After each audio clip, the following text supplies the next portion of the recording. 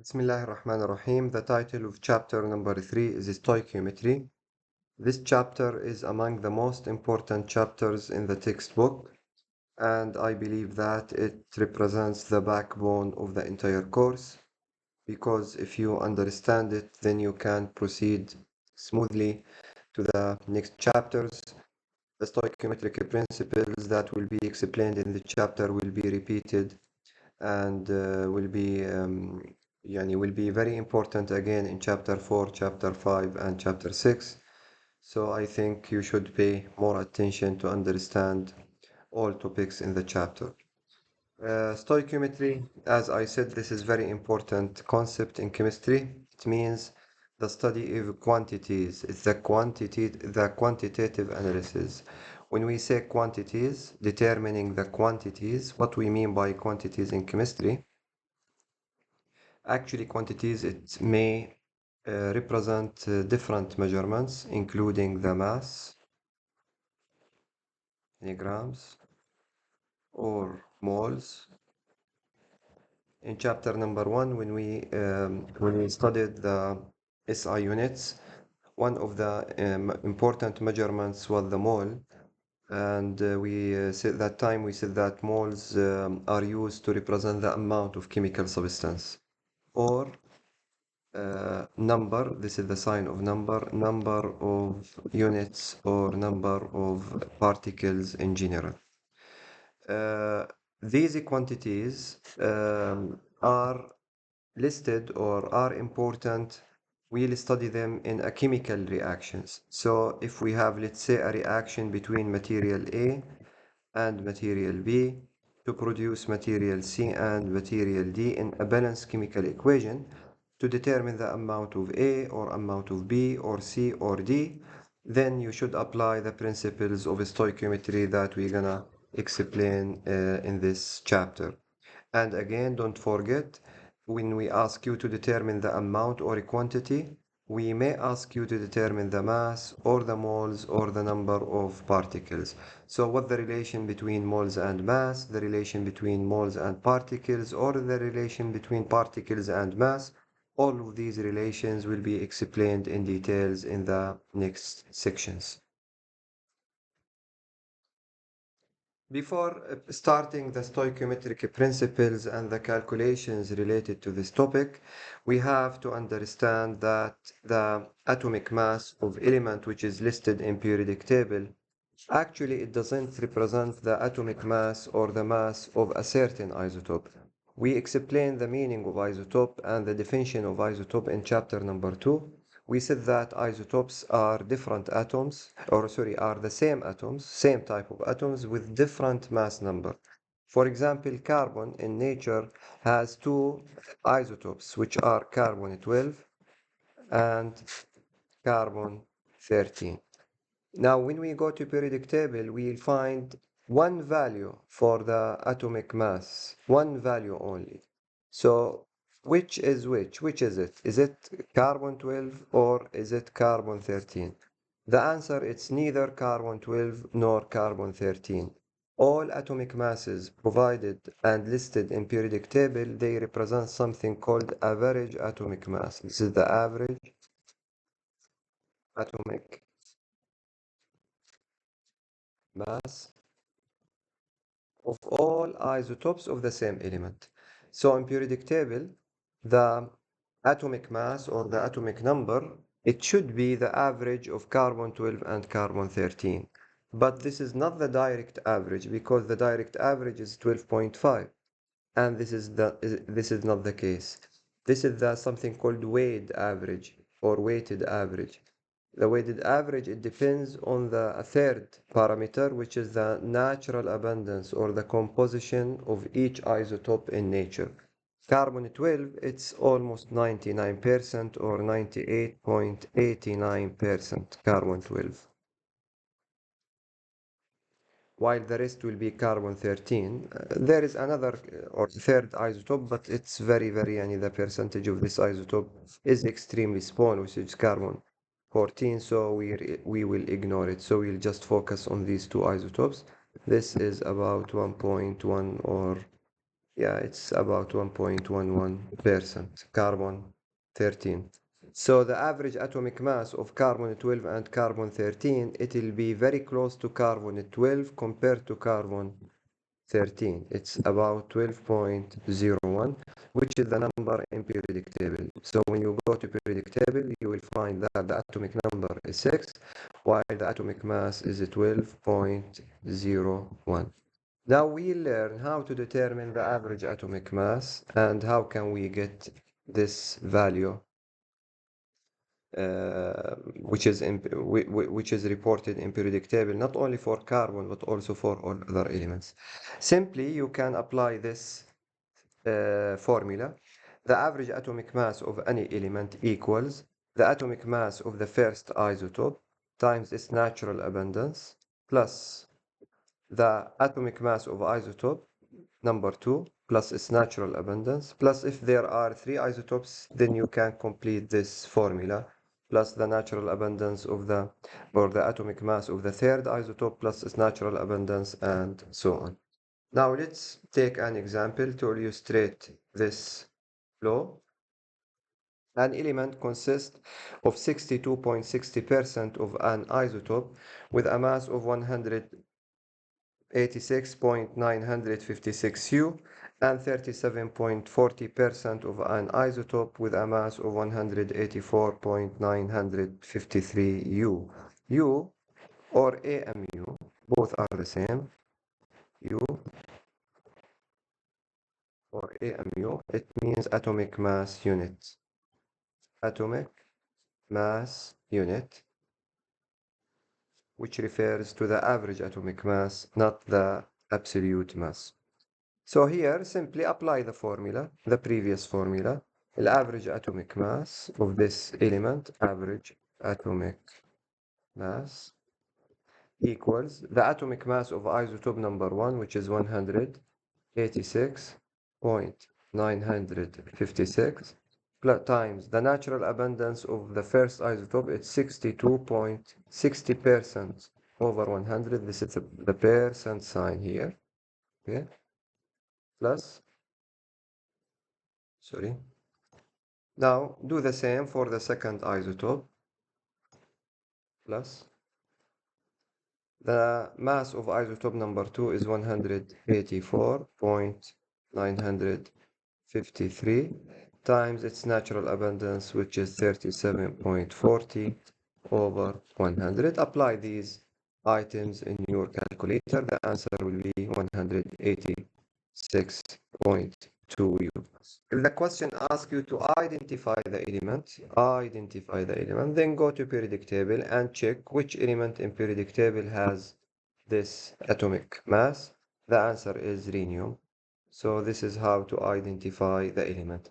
Now here keep in mind that in some questions, one of the natural abundances will be given and the other will not be given. So you can easily determine the natural abundance of the second isotope by subtracting from 100% because the summation of all natural abundances should be 100%. Another hint is in some examples, the average atomic mass of the element will be hidden. The question will give you the name or the symbol of the element, but it will not give you the average atomic mass. So in similar cases, in such cases, you can easily get it from periodic table because as I said, these average atomic masses are reported in periodic table. Now let's proceed to the mole concept, which is very, very important. Mole concept, what we mean by mole. In chapter 2, we explained that moles are used to represent the quantity or the amount of different chemical substances. So moles are quantities or amounts. Why or what was the driving force behind the creation the mole concept?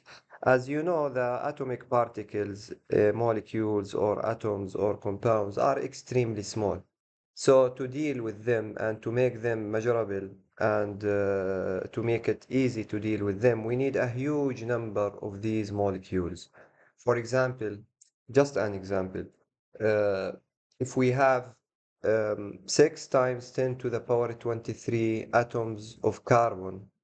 The mass of this huge number of atoms is only 12 grams. Only 12 grams, very small mass. The mass of the same number of hydrogen atoms is only 1 gram. Only 1 gram, and so on.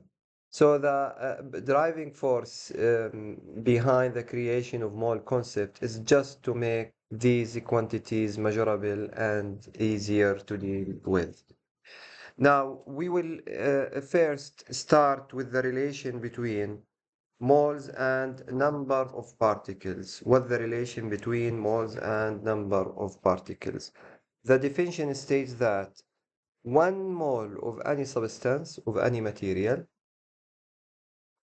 contains constant number equals to 6 times 10 to the power 23 particles of the same substance.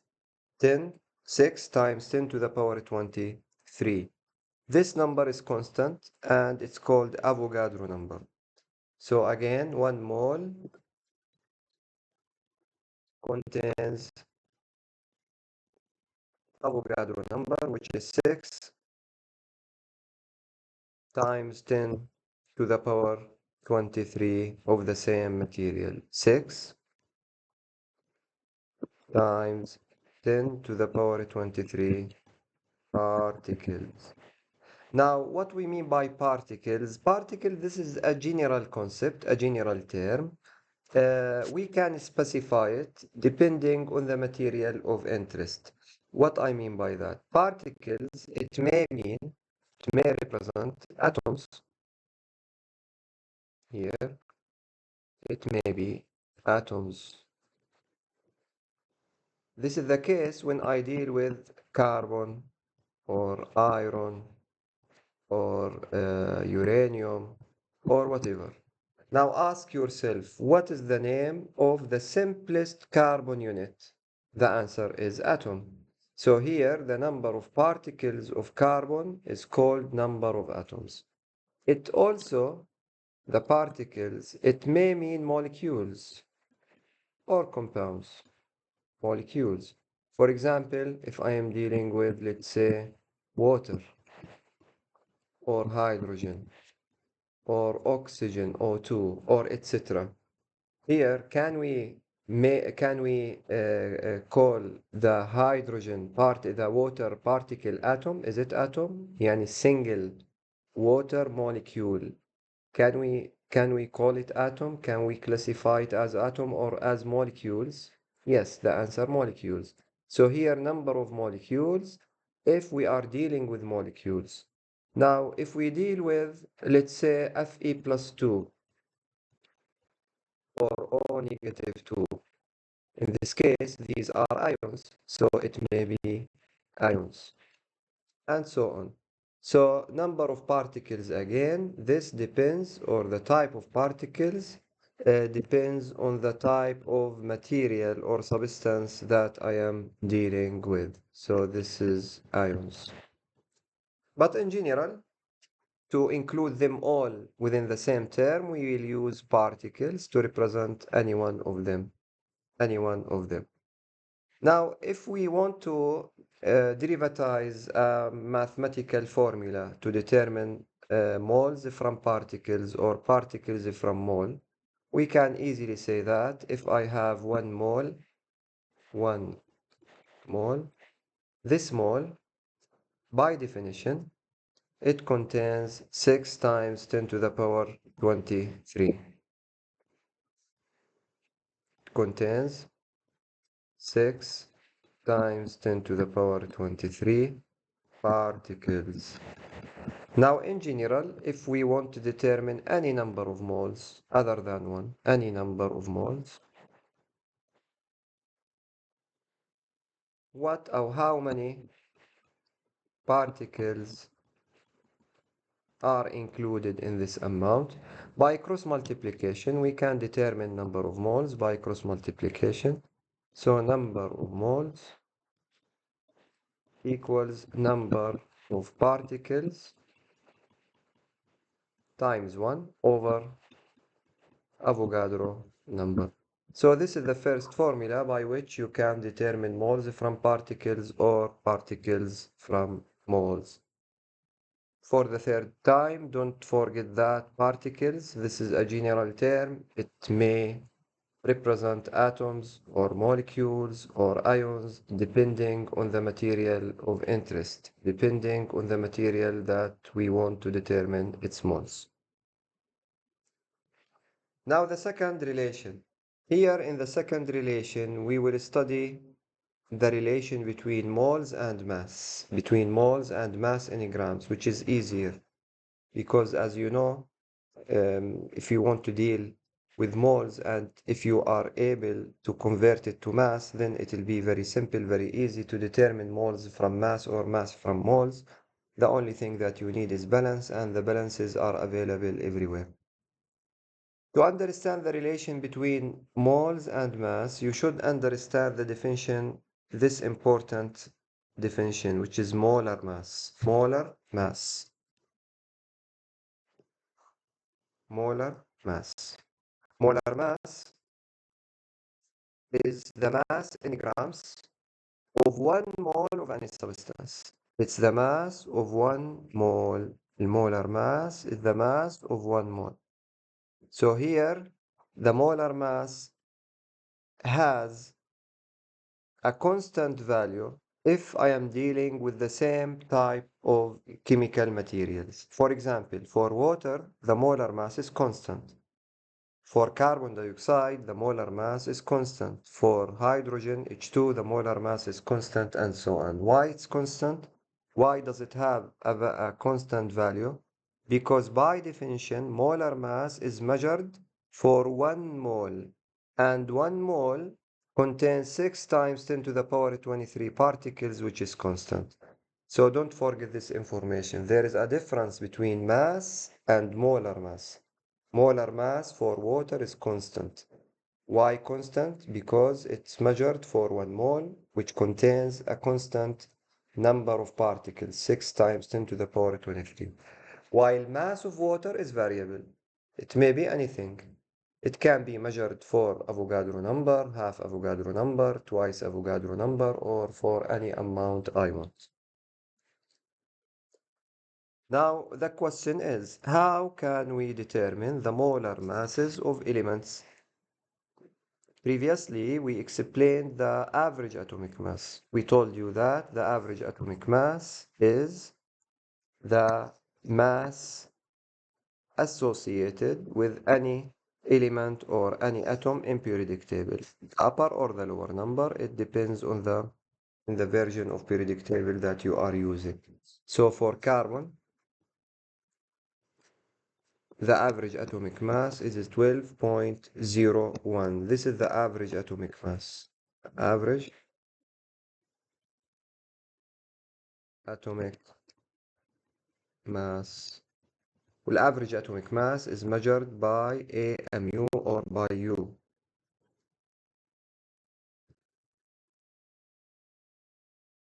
It's measured by AMU or by U or U. Atomic mass unit or unit. Now, what's the relation between the average atomic mass of the atom, which is already in periodic table, and the molar mass in grams per mole? The molar mass, the mass of 1 mole. Simply, they are equal. So we can say here, as you can see, the average atomic mass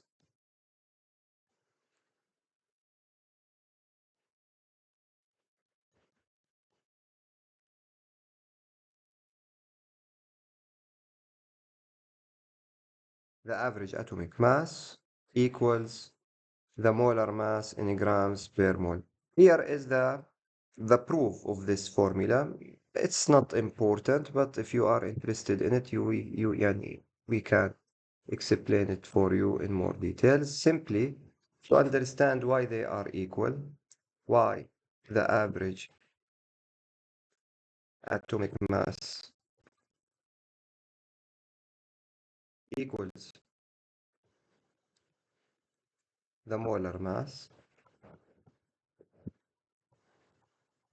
We can explain it for hydrogen. hydrogen atom. When you go to periodic table, you will find that the average atomic mass of hydrogen is 1. Average atomic mass, it's measured using the relative masses, not the absolute masses. Now this is hydrogen atom. In hydrogen atom, there is only one particle, which is proton, and one electron. Okay, one proton and one electron. The mass of electron, as we said, is negligible. So the mass of each hydrogen atom is or equal the mass of one proton. And from the table, the mass of this proton is 1.6, from the previous table in chapter 2, is 1.672 times 10 to the power minus 24 grams. This is the actual or the absolute mass of each hydrogen atom. Now, if we want to determine the molar mass of hydrogen, molar mass of hydrogen, we said that the molar mass by definition of any material is the mass of 1 mole. It's the mass in gram of 1 mole of hydrogen. By definition again, 1 mole of any material contains 6 times 10 to the power 23 particles. So this will be the mass in grams of 6 times 10 to the power 23 atoms of hydrogen. To be more precise, it's 6.0223 times 10 to the power 23, but yeah, it's not important. You can round it. Okay. So the molar mass of hydrogen is the mass in grams of 1 mole of hydrogen, and 1 mole of hydrogen contains 6 times 10 to the power 23 atoms of hydrogen. So to determine the molar mass, we need to multiply the number of hydrogen atoms per 1 mole, which is 6.022 times 10 to the power 23, times the mass of each hydrogen atom. But again, each hydrogen atom contains 1 proton and electron. So the mass of this hydrogen atom is the mass of a proton, because the mass of electron is negligible. So multiply it by the mass of proton, which is 1.672 times 10 to the power minus 24, you will get approximately 1 gram. What does it mean? So this is a proof that the average atomic mass in periodic table is, it has the same value of the molar mass of any element. This can be applied for all other elements in periodic table. So from this moment, the numbers in periodic table represent or the mass number in periodic table, it represents two meanings. It may be the average atomic mass in AMU or the molar mass of the element in grams per mole. Okay.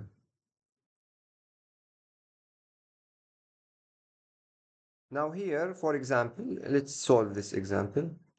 Determine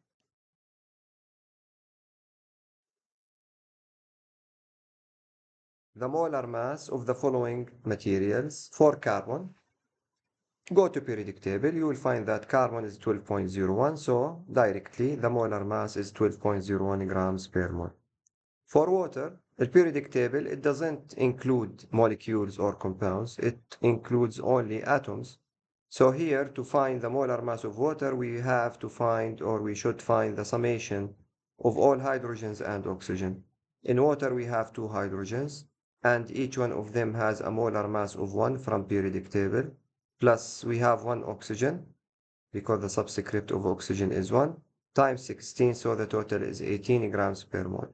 What does it mean? It means if I have 6 times 10 to the power 23 molecules of water, then the mass of this amount, which is 1 mole, will equal 18 grams. And this number is constant for all samples of water, for all water samples, regardless the source of these samples. For barium phosphate, Ba3PO4, multiply 3, which is the number of barium atoms, times 137.3, the molar mass of barium, plus 2 times 31. Why 2? Because PO4, this is phosphate in brackets, and they are, or we have 2 phosphate units, 2 phosphate ions in this compound. So we have 2 phosphorus atoms, and each one has a mass of 31, plus we have 8 oxygen atoms, 2 times 4 is 8, times 16, you can get the answer from, and you can use your calculator to get the answer. Look at this, the third one. This is called hydrate, Na2CO3 dotted 12H2O. Experiment number 4 or number 5 in your lab is talking about these hydrates, so you will deal them in more details. In hydrates, water is included as a genuine or as internal component. So water is calculated. So here water is internal component, not external component. It's not like when you dissolve Na2CO3 in water. If you take Na2CO3 and dissolve it in water, water in this case, this is an external material. So it's just used for dissolving, for making solutions. But in hydrates, the case is different. Water is internal. So when we determine the molar mass of this compound, we should count water. طيب, okay, here we have 2 sodiums, so 2 times 23 from periodic table. We have 1 carbon times 12. We have 3 oxygens times 16. And we have 12 water molecules. If you know the molar mass of water, which is 18, then you can multiply 12 times 18. If you don't know it or you forget it, you can easily determine it. Now here, look, we have 12 water molecules. This 12 is for water. So in total, we'll have 24 hydrogen atoms times 1, and we'll have 12 oxygen atoms times 16. So this is how can you determine the molar masses. Now let's try to find another formula to determine moles. حكينا إنه أو we said that ال 1 mole, the mass of 1 mole is called molar mass, right? طيب, what if we have any other amount of moles? If we have any number of moles other than 1, more or less, any amount of moles other than 1, the mass of this amount is called mass, not molar mass. So this will be mass, because molar mass is corresponding to 1 mole of the material. If we have any moles other than 1, then the mass of this moles is called mass, not molar mass. By cross multiplication, we can determine number of moles. It equals mass times 1 over molar mass over molar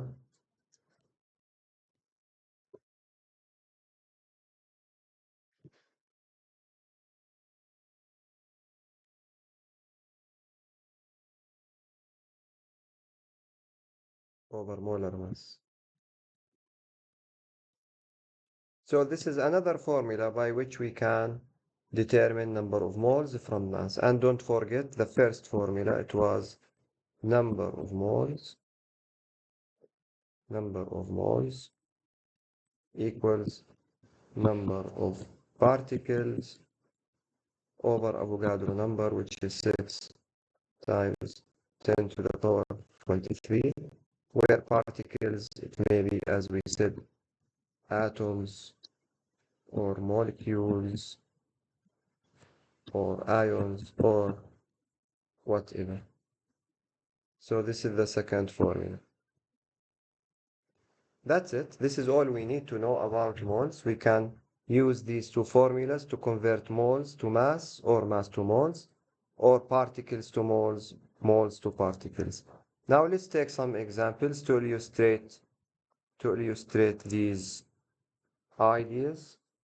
Here, look here, calculate the number of iron atoms. To solve any question, you should read it carefully and you should understand what is given and what is wanted. Here, the question asked you to determine the number of iron atoms. So, number of iron atoms, this is number of particles. In 4.48 mole of sample of iron. So, because moles are given and atoms are wanted, then you should apply this formula. Number of moles equals number of particles, which is number of iron atoms in this case. Number of iron atoms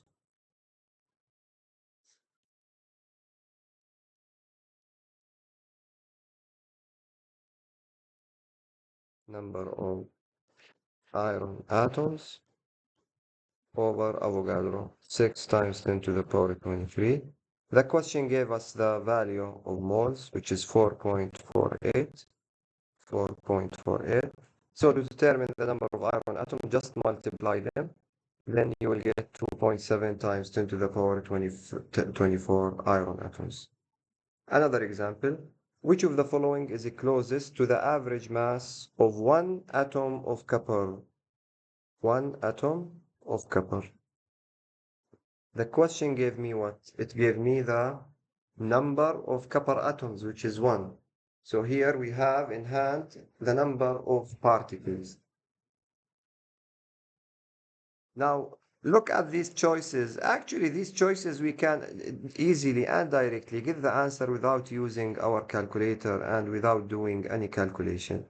Because the first choice is 63.55, 52, 58, 65 grams. Yeah, it doesn't make sense that the mass of one atom of copper, which is extremely small, to be 56 or 63 or 52 grams. So definitely it will be the last choice. But the question is how can we get this answer by calculation? Now again, the question gave us the number of particles, which is 1, so we can easily determine the number of moles now, because particles are given. Okay, so number of moles of this sample equal the number of particles, which is 1, over Avogadro number, 6 times 10 to the power 23. When you divide them, the answer will be 1.67 1.667 times 10 to the power minus 24 mole. Now, the question wants the mass of this sample, not the moles of this sample. So how can we convert moles to mass? Simply use the second formula, which is number of moles equals mass over molar mass. Mass over molar mass of copper, because the sample is copper.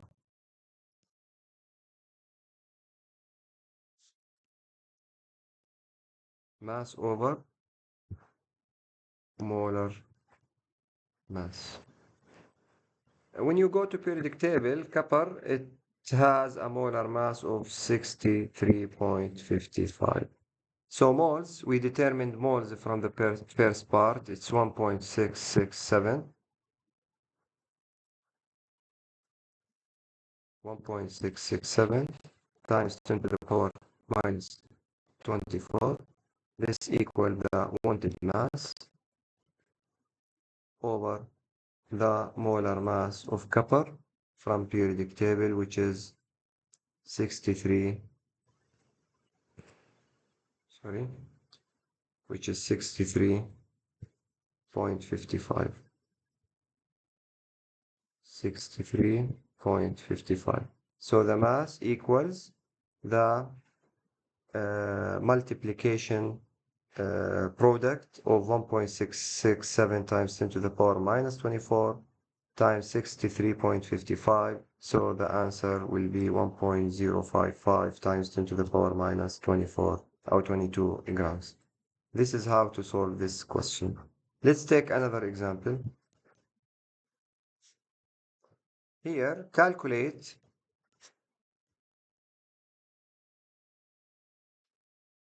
Calculate the number of copper atoms in 63.55 grams sample of copper. Very simple and very easy.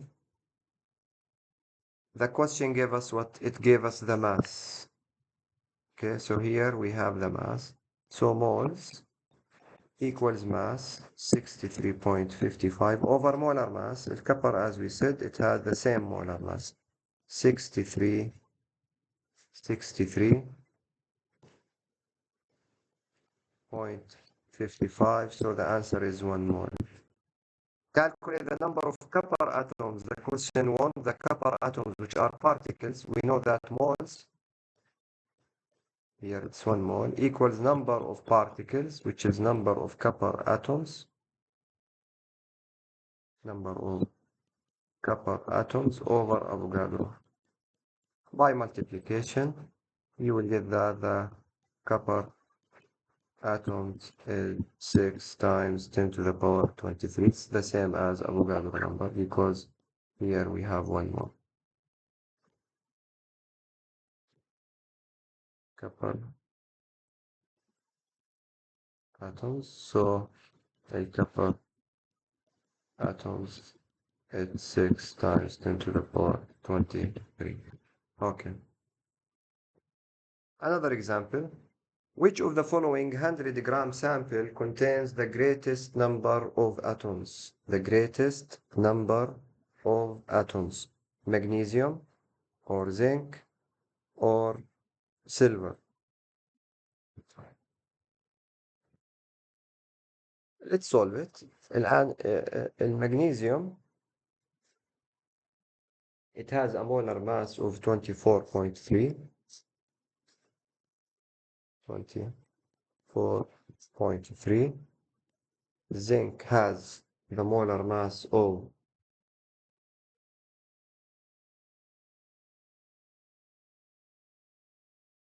65.4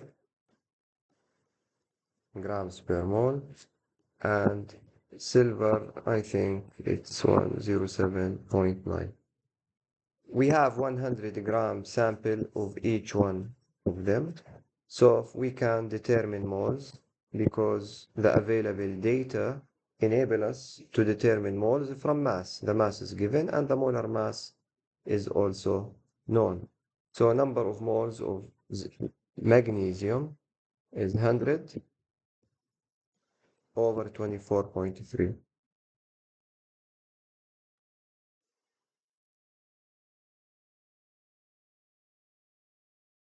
Which is 4.11. 4.115 or 12 mole. For zinc, it's 100 mass over 65.4. Definitely it will be less than magnesium because the molar mass is bigger. So this is 100 over 65.4, which equals 1.53 mole.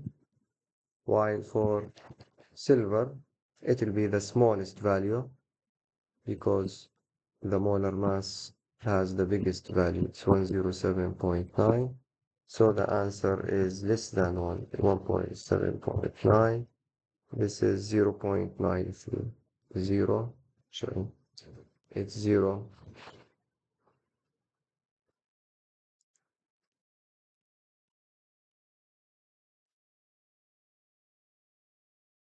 0.93 mole. Now read the question again. Which of the following 100-gram samples contains the greatest number of atoms? Actually, the question didn't ask me to determine the greatest moles. It asked me to determine the greatest number of atoms, which is particles. Now, how can we convert moles to particles? Simply, moles equals particles over Avogadro. So to determine number of atoms or particles, the only thing that you need to do is just to multiply by Avogadro. So here, multiply it by Avogadro, this by Avogadro, this by Avogadro. Then you will get the answer. Actually, you will get the same rank. the same ranking. The moles ranking is similar to the number of particles ranking because the relation between particles, number of particles and moles is directly proportional. Directly proportional means as I have more moles, as I'll have more number of particles. So the answer of this question is magnesium. Another example, rank the following according to the number of atoms from greatest to least. Is similar to the previous one. You can easily solve it. Here you have 107.9 grams of silver. So moles of silver here is 107.9. The mass 107.9 over the molar mass of silver, which is also 107.9. So the answer is 1 mole. So for silver, we have only 1 mole.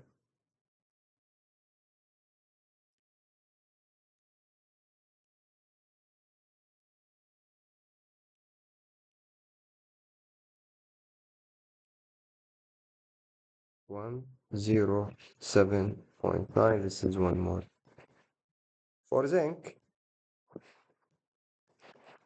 the number of moles is 70 grams over, it was 60, I think 65.4. So this will be greater than 1 mole. While for zinc, number of moles is 21 over 24.3, which is less than 1 mole. So simply, it is very clear that the greatest number of moles will be in zinc.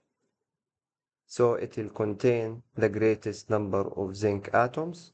Then silver, and the fewest or the lowest number, the least number of atoms will be for magnesium. Another example. Consider separate 100 gram sample of each of the following. You have 100 gram sample of water and 2O, C3, and 100 grams of carbon dioxide. Rank them from greatest to least number of oxygen atom. The solution is provided here, but I prefer to solve it with you step by step.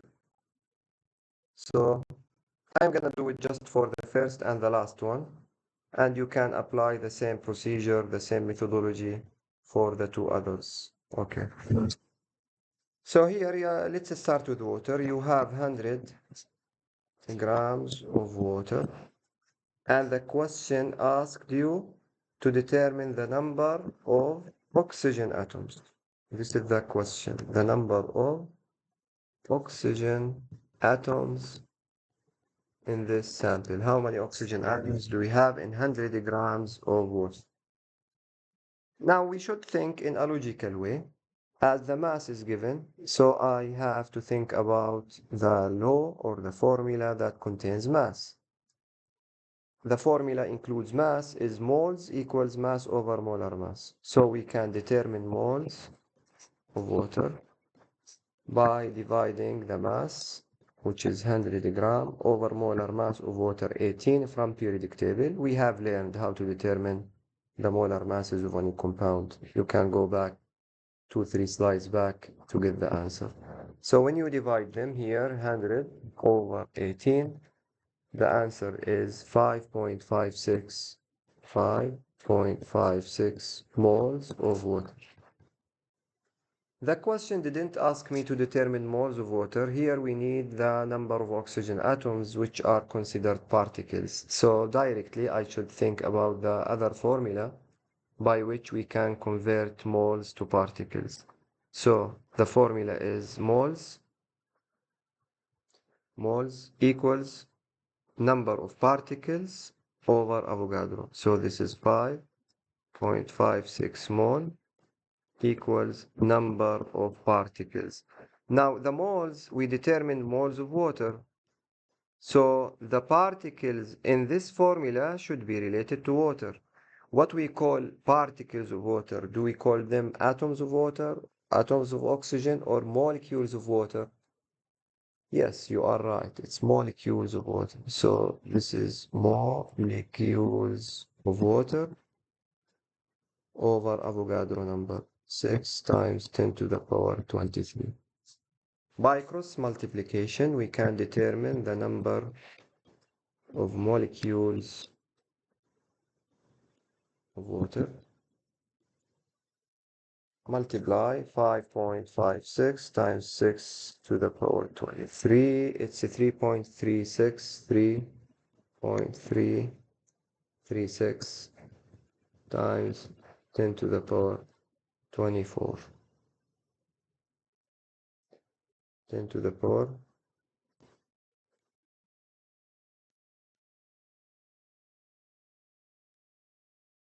10 to the power 24 molecules of water. We did not solve the question yet because don't forget our final purpose is to determine the number of oxygen atoms. So how can we determine it? Now look, assume you have one molecule of water. Ask yourself, what are the components of this molecule? Yes, it contains two hydrogen atoms, because the subscript of hydrogen is 2, and one oxygen atom, because the subscript of oxygen is 1. Now we can write a ratio between water and oxygen inside water. What's the ratio between them? Yes, the ratio is 1 to 1. So I have one water molecule, then I will get one oxygen atom. If I have two water molecules, then it will include two oxygen atoms. If I have X number of water molecules, then it will contain X number of oxygen atoms because the ratio is 1 to 1. So write this ratio. One molecule of water contains one oxygen atom. We learned that in any ratio, we should apply the consistency, which means each side must be related to the same type of materials using the same unit. Here in the left side of this ratio, we have molecules of water. And in step number 1, we determined molecules of water. So we can easily substitute this value here. So this is 3.336 times 10 to the power 24 molecules of water. And here is X, which is atoms of oxygen. By cross multiplication, this times 1 over 1, so it will be the same. It's 3.336 times 10 to the power 24 oxygen atoms. This is how to determine the number of oxygen atoms in water. Now, you can apply the same procedure, the same methodology for carbon dioxide. By the way, it's here. Can you see it? It's here. This is for carbon dioxide. Apply the same methodology. Moles of carbon dioxide is 100 grams, the mass, over 44. This is the molar mass of carbon dioxide. It will be 2.27 mole. Now 2.27 mole of carbon dioxide equal the number of particles of carbon dioxide, which are molecules of carbon dioxide over Avogadro. By multiplication, the number of carbon dioxide molecules is 1.36 times 10 to the power 24. Apply the same idea. If you have one molecule, one unit of carbon dioxide, what are the components of this unit, of this molecule? It contains one carbon atom and two oxygen atoms. So what's the ratio between carbon dioxide and oxygen inside carbon dioxide? It's 1 to 2. Write it here. One molecule of carbon dioxide contains two oxygen atoms. We got 1.36 molecules of carbon dioxide and X in the other side. By cross multiplication, X equals 2.27 times 10 to the power 24. Now, if we compare carbon dioxide with water, which contains a greater amount of or greater number of oxygen atoms, yes, the answer is water contains more than carbon dioxide. Repeat the same method to determine the number of oxygen atoms in carbon dioxide in C3H6O2 and in 2O. Then compare all results to determine the final answer.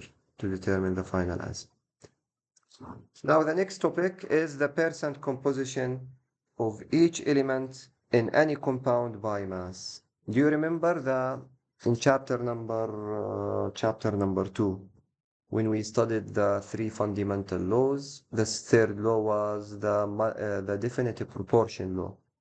In definitive proportion, we said that the percentage by mass or the proportion of each element in any compound is constant, regardless the source of the compound. If you have a pure water, a sample of a pure water, and you analyze it, then you will find that it contains 11.1% hydrogen by mass, and the rest, which is 89.9%, will be for oxygen. In chapter number 2, we gave you these values as a given data or available data. Here we will learn how to determine these percentages by ourselves. Why the percentage of hydrogen in water is 11 and why it's 89.9 for oxygen. How can we determine these percentages by ourselves? The answer is by applying this simple formula. The percent composition of each element by mass in any compound equals sigma. Sigma, this is the summation of molar mass of the element. How many units of that element do you have times the molar mass of this element over the molar mass of the entire compound times 100%. Let's apply this simple formula. For example, when we ask you to determine the percentage of oxygen in water. Now, according to formula, percentage of oxygen equals how many oxygen atoms do we have in water? The answer is 1, so here is 1. Times what's the molar mass of this element, which is oxygen? It's 16 from periodic table. Over the molar mass of entire compound, which is the molar mass of water, 2 times 1 plus 1 times 16. So the answer will be 16 over 18 times 100%, which is 88.9. So sorry here, this is 88.9%. The rest will be for hydrogen. So if you subtract from 100%, you will get the percentage of hydrogen. Example, consider separate 100-gram samples of each of the following. Rank them from highest to lowest percent oxygen by mass. So here you have 100 gram of each one of them, and we need to determine the percentage of oxygen. Let's solve it for the first one, for water, percentage of oxygen. We just solve it. It's 1 times 16 over 18 times 100%. So this is 88.9. For carbon dioxide, the percent of oxygen equals how many oxygen atoms we have? We have 2 times molar mass of this oxygen atom is 16 over molar mass of carbon dioxide is 44. Calculate it, try to determine it. It will be 44. So 32 over 44 times 100% times 100%. The answer is 72.72%. So this is 72.72%. Do the same for the two other components and you can easily rank them.